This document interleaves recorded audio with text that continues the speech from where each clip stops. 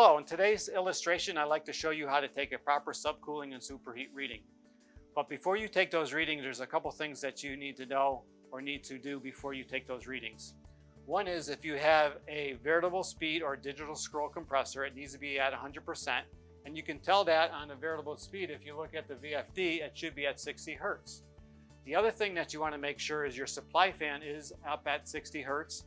And if it's not, you can go into your equipment touch and do the manual override and set that at 100%. The other thing you want to do, the third thing you want to do is if your unit has reheat circuit, you want to make sure the reheat circuit is off.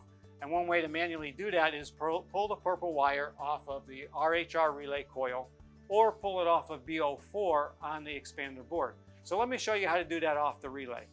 You're going to come over here with a Phillips screwdriver.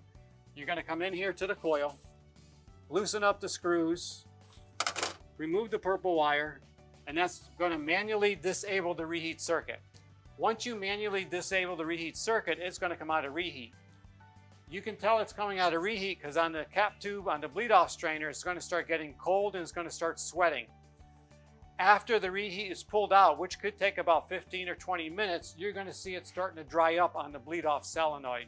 Then you know the reheat is off. So now you're going to come in here to the gauges that you have installed.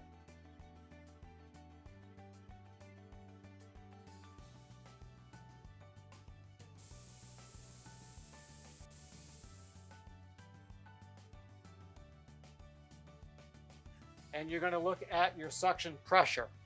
Once you know your pressure, you're going to come over here and take a pressure temperature chart and convert that over to temperature. Once you know that reading, you're going to come over here with a clamp on, and you want to clamp on the suction line closest to the compressor as possible. So you're going to come down here and clamp on the suction line, wait a while, get that temperature.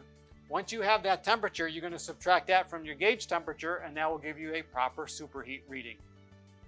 Now let me show you how to take a subcooling reading.